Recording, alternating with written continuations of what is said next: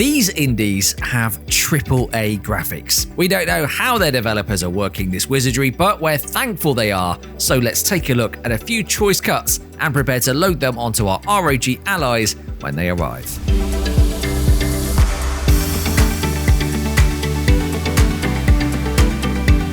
Hello and welcome to ROG Global, where we celebrate PC gaming, and where we're not above staring at our screens at all the pretty pixels, wondering how on earth mathematics and some slabs of circuit board can create games that look this good.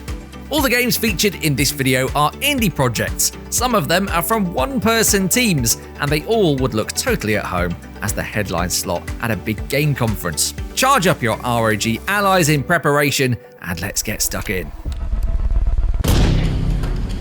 The first game we're covering in this video is Macabre. Not an easy word to pronounce, but then this video also contains a game called Exakiller, developers called Indie, and I'm not even going to try that one. Yes, good. And the island of Asurma, so we won't let tricky pronunciations hold us back. Instead, let's just look at this thing. It's a stealth extraction horror shooter. Yeah, one of those, where you're plunged into an unstable time rift and will have to navigate infinite timelines, including those of other players. And while we're not 100% sure what that actually entails, it's certainly a more interesting concept than the man has gun and must shoot things pitch that most games get away with. And besides, based on this trailer footage, not only are the visuals comparable to a modern Metro game, it's also really well voice acted and has a real focus on story and pacing. There's no release date yet, presumably because an indie studio is making this insanely ambitious project without major publisher bucks, but look on the bright side, it gives us a bit more time to pronounce the word macabre. Macabre. Macabre? Ah, you're alive. Ready to go back in?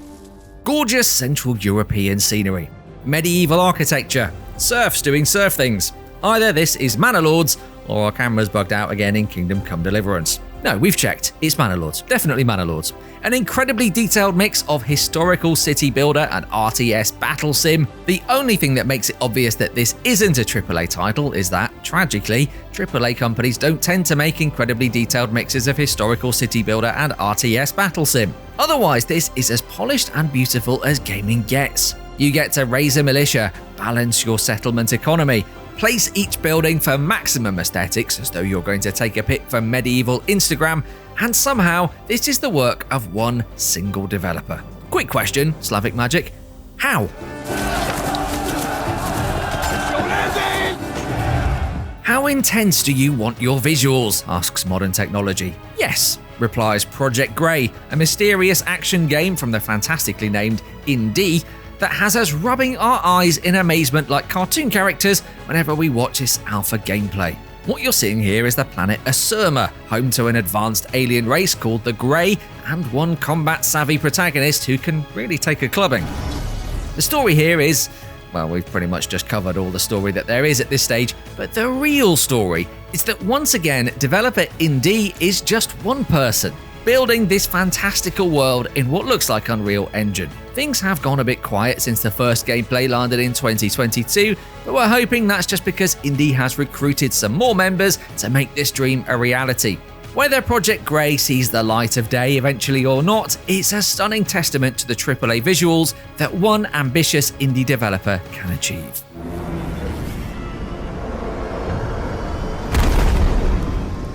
You're shipwrecked. A pretty traumatic life event by most people's standards, except of course if the island that you swim ashore to happens to be full of dinosaurs. In that new context, some choppy waters and a bit of salt water sound like quite a nice time, actually. Oh, did we mention the dinosaurs are ferocious? There's a blend of stealth and survival mechanics alongside the shooting here on an island that looks fit for a crisis game. All lush flora and satisfyingly foldy foliage, hiding goodness knows how many terrible lizards. We love the idea of forging alliances to stay alive on the island and using stealth to get around unseen in the jungle canopy. Call us shallow though. We can't get over how detailed and alive this place looks, and the amazing sense of scale to the dinos. How is this an indie game? After careful consideration, Ferocious, we have decided to endorse your terrifying Death Island.